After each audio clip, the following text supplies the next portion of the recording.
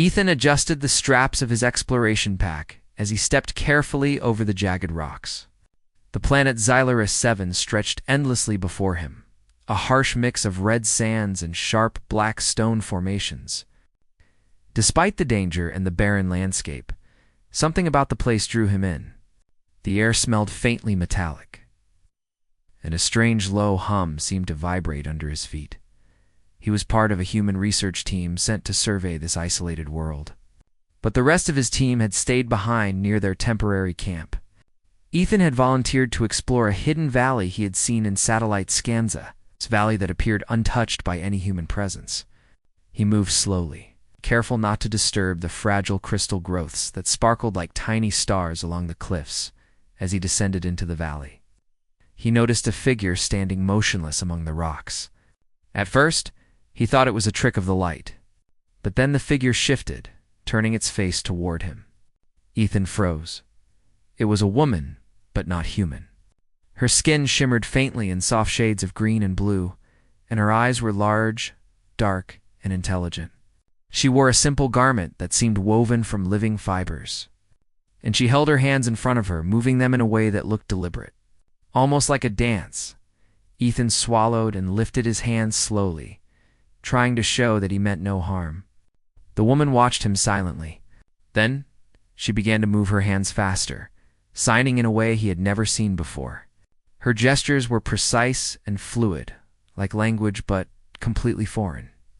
Easy. "I'm not going to hurt you," Ethan said softly. His voice seemed too loud in the stillness of the valley. He held up a small recorder, hoping to capture her movements. The woman shook her head slightly, clearly uninterested in his technology. Ethan realized this was going to be harder than he thought. He didn't know her language. She didn't speak English. For a moment, the valley felt impossibly vast, filled with a silent tension that neither human nor alien fully understood. He crouched and gestured toward himself. "Ethan," he pointed at her. "You." The woman hesitated, her large eyes scanning him carefully. Then, she pointed at herself and made a soft hum. Ethan noted it down.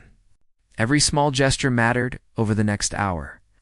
Ethan tried to communicate using gestures, drawings in the sand, and simple motions. The alien woman Kayla, as he would later learn her name, watched him carefully. She responded sparingly, her movements cautious but curious.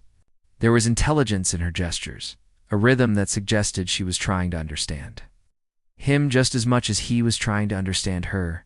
Ethan felt a strange excitement. He had trained for alien linguistics, but this was different. There was no translator, no familiar patterns. Everything had to be learned from observation, from patience.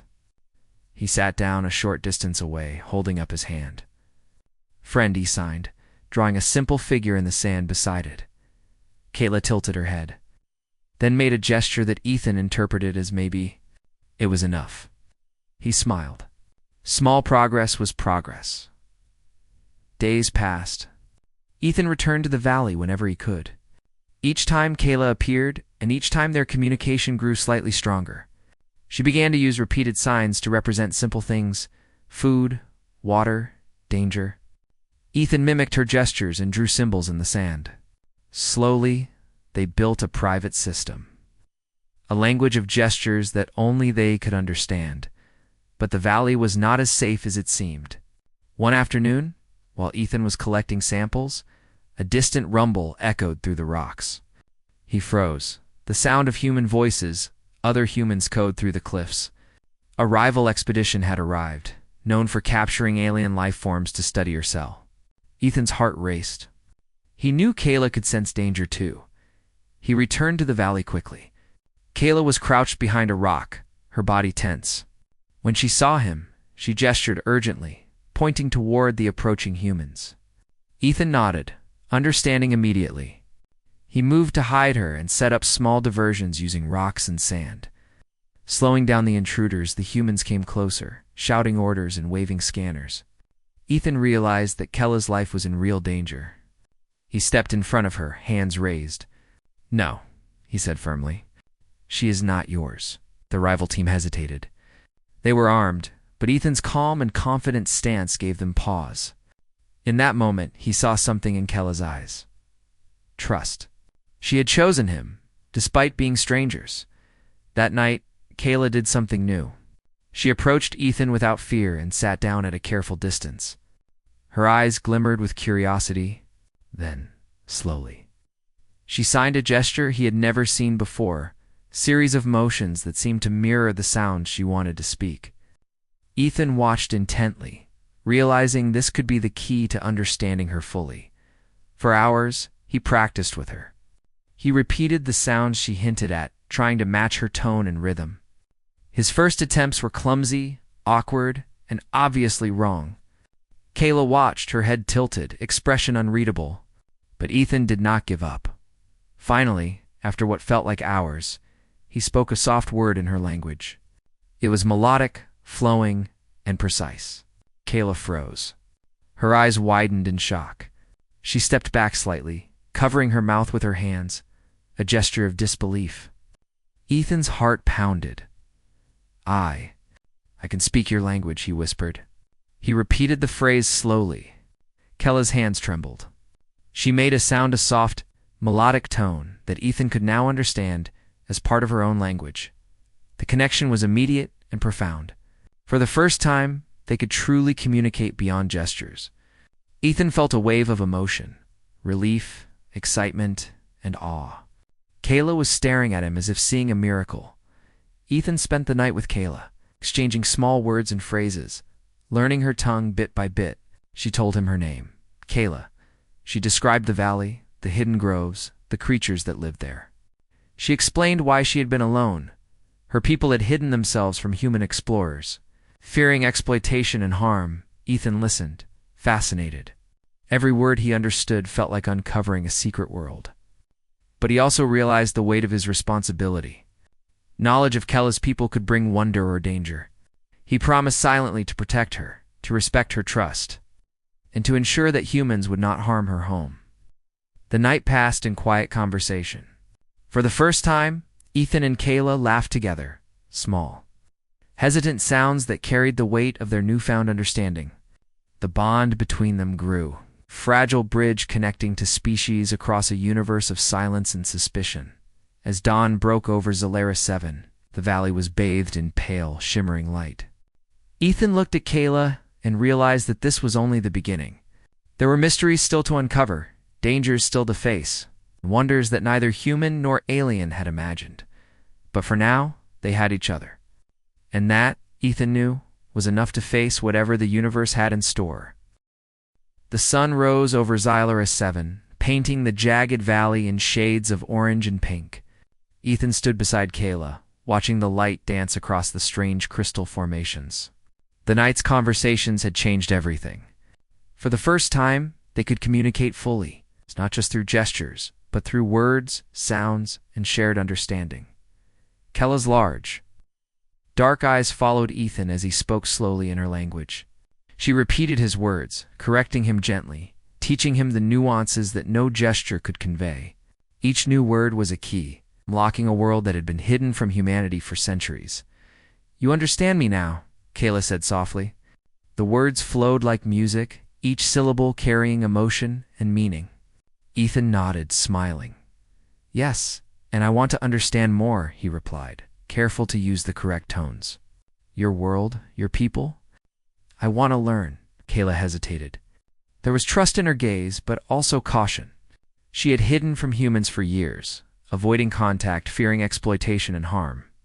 Yet something in Ethan felt different. He was patient, respectful, and genuinely curious, not greedy or violent. "I will show you," she said finally, standing and gesturing for him to follow. Together, they moved deeper into the valley, navigating narrow paths between glowing crystals and strange plants that hummed with energy. Kayla explained the names of the plants, their uses, and the creatures that lived among them. Ethan listened in awe, taking notes carefully, aware that this knowledge was precious and fragile. As they walked, Ethan noticed movement in the distance. He froze. Shadows shifted near the rocks, and faint voices echoed through the valley. The rival human expedition had returned, determined to find Kayla. Ethan knew they would not stop until they captured her. He exchanged a glance with Kayla, who understood immediately. "We must be careful," Ethan whispered.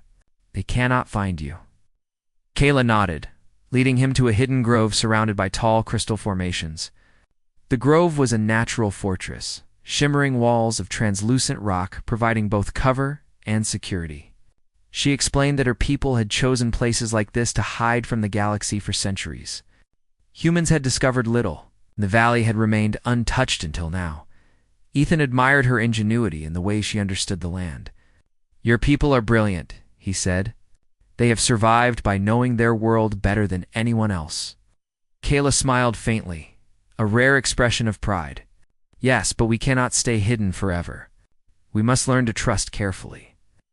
Hours passed as Ethan and Kayla practiced her language. Ethan's skills improved rapidly.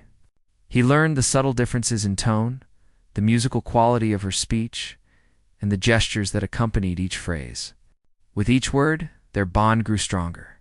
He began to see the world through her eyes. Every plant, every sound, every shadow had meaning. Suddenly, a loud crash echoed from the valley entrance. Ethan's heart pounded. The rival team had found the outer paths and were moving closer. Kayla froze, her hands trembling. She whispered a warning in her language, and Ethan understood immediately. They had to act. Ethan and Kayla moved silently through hidden paths, using the terrain to their advantage. Ethan noticed that Kayla's understanding of the land was far beyond anything human training could teach.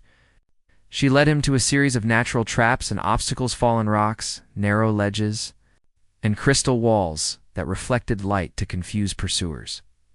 When the rival humans arrived, they were met with clever diversions. Rocks shifted unexpectedly. Light reflected in blinding flashes. Shadows moved in ways that made it impossible to see where Kayla was hiding. Ethan marveled at her ingenuity. "Your people survive because you know the land," he whispered as they crouched in a hidden alcove. Kayla nodded, eyes sharp, watching the intruders. The humans grew frustrated, shouting and trying to push forward. Ethan realized that brute force alone would not work. They needed strategy, and Kayla had plenty.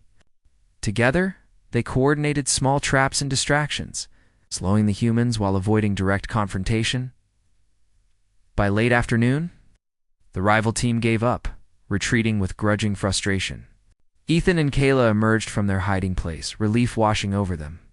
Kayla's eyes shone with gratitude and trust. "You protected me," she said softly, almost as if testing the words. "Why?" Ethan looked at her, choosing his words carefully. "Because I respect you. Because I want to understand, not control. Because humans can be better than their mistakes." Kayla studied him for a long moment, then nodded. "Perhaps you are different." The next days were filled with discovery. Kayla led Ethan to places no human had ever seen: hidden groves, crystal lakes that glowed under the twin moons, and ancient ruins of her people. She explained the history of her species, their wisdom, their fear, and the reason they had hidden for centuries. Ethan listened, fascinated. He took notes, not to exploit, but to preserve the knowledge, to share it responsibly with humanity. Ethan also taught Kayla about humans, their history, their mistakes, and their potential. They laughed together over misunderstandings and small cultural differences. Kayla was amazed at the curiosity and resilience of humans, especially Ethan. One evening, as the twin moons rose, Ethan and Kayla sat on a cliff overlooking the valley. The sky was painted with colors neither of them had names for. A gentle breeze carried the scent of alien flowers. "Humans think they know everything," Kayla said, speaking softly, "but they have not seen this world." Ethan smiled. "And humans can learn if they try. That is what makes us capable." Kayla's eyes widened. "You are different. Not like others." Ethan nodded. "I hope humanity can be better. And I hope your people can trust us one day." In that quiet moment, they both understood something profound. Understanding was not just about words or gestures. It was about trust, patience, and empathy. They had crossed a gap no technology could bridge, a gap of fear, isolation, and difference, and had built a connection that was rare, almost miraculous, as they prepared to leave the valley temporarily. Ethan promised Kayla that he would protect her world.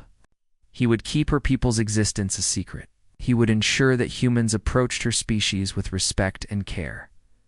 Kayla touched his hand, a gesture of both friendship and gratitude. "You have changed something, Ethan. Something important." "And you have changed me," Ethan replied.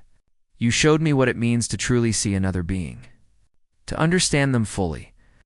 The following weeks were spent documenting and exploring, but always carefully. Ethan and Kayla developed a system of communication that combined gestures, spoken words, and symbols. Together, they uncovered ancient technology, hidden knowledge about the planet, and secrets that could advance human understanding without harming Kayla's people. The story of Ethan and Kayla became a tale of respect, curiosity, and partnership. When the rival expedition returned one last time, they were no match for the combined intelligence of human ingenuity and Kayla's knowledge of her world. Ethan and Kayla managed to outsmart them entirely, ensuring that no harm would come to the valley or its secrets. By the end, Ethan realized that this was only the beginning. The universe was vast, and there were countless mysteries waiting to be discovered. But with Kayla by his side, he knew they could face any challenge not through domination, but through understanding and cooperation. As the twin moons cast their soft light over the valley, Ethan and Kayla shared a rare moment of quiet joy.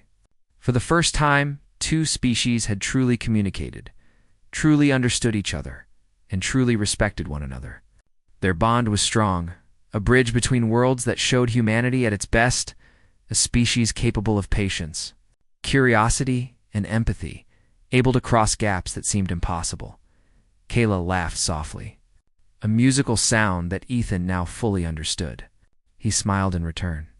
In that moment, there were no barriers, no misunderstandings, only two beings, different yet united, standing together on the edge of a new world. And for Ethan, that was the greatest discovery of all.